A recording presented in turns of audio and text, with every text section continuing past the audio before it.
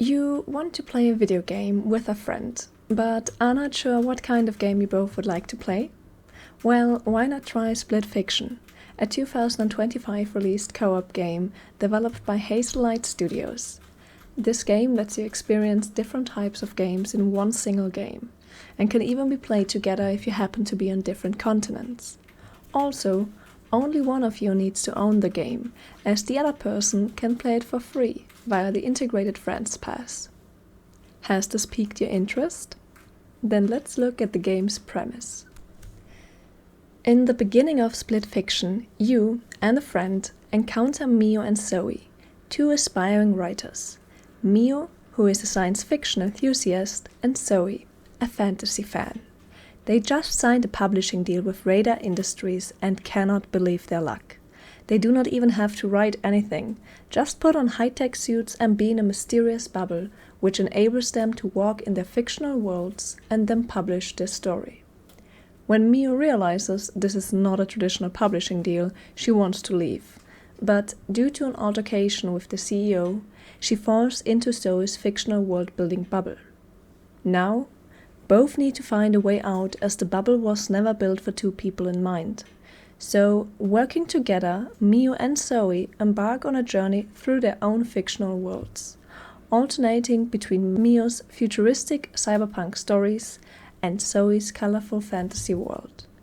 This setting is already rather unique, and gives you as a player many different locations to interact with.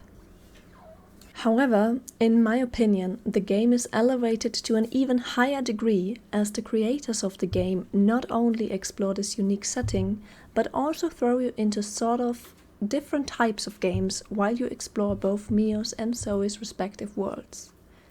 Platform games, eagle eye view, and 2D games. You also gain different abilities, depending on who of the player characters you control and in which world you are playing.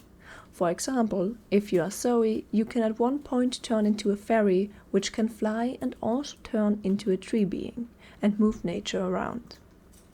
Mio is able to turn into a big gorilla and smash stuff, and in her otter creature shape, can traverse water. The game has many puzzle-solving elements, which means you need to be able to work with your partner to progress through the story. For instance, one person uses the special ability to help the other person reach the next destination. As you see here with Zoe chucking Mio, who is inside a porta potty, across a busy road. Or throwing a lemon at a troll so the other person can proceed. Or even being able to move nature around as Zoe in tree form to help Mio as a gorilla.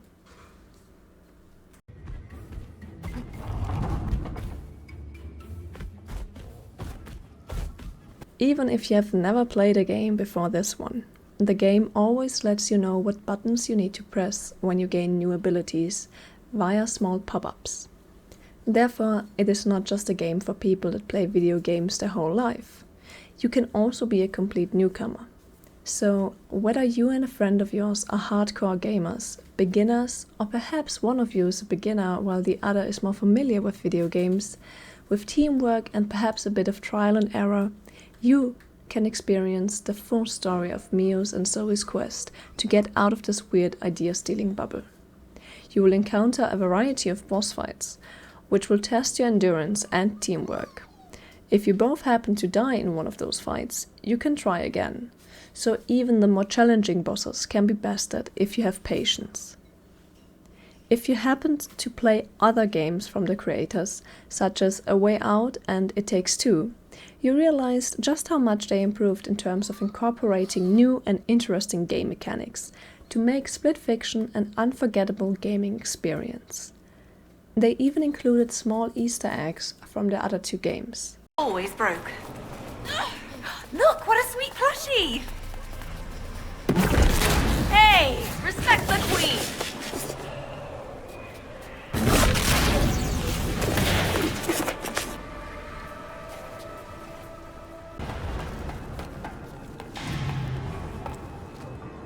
Hey, Mio.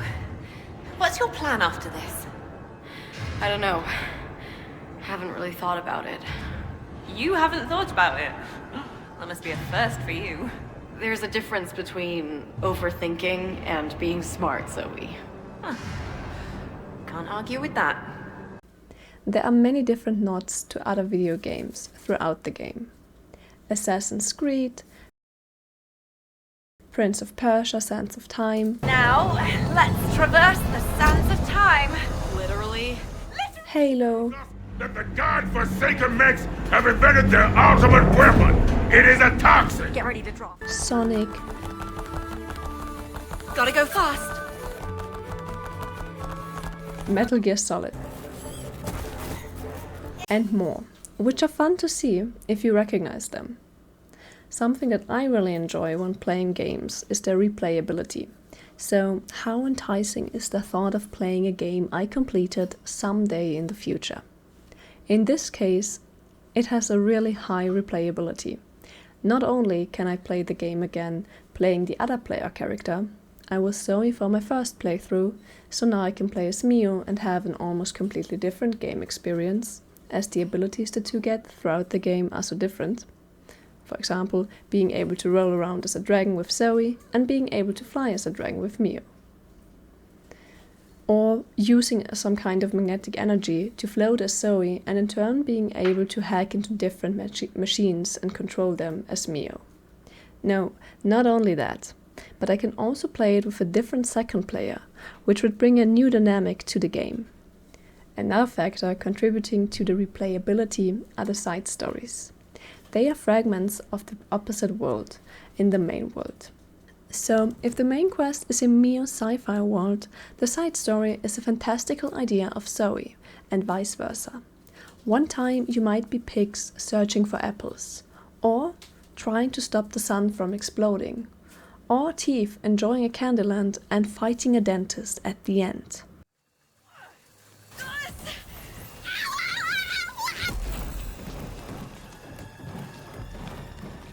Brush your teeth twice a day. Or perhaps just snowboarding. They are not necessary to complete in order to finish the main story. This means you could overlook some of them and might want to replay the game so you can find all of the side stories. Overall, I have to say, if I had to give this game a score out of 10, I would give it a 9 3/4.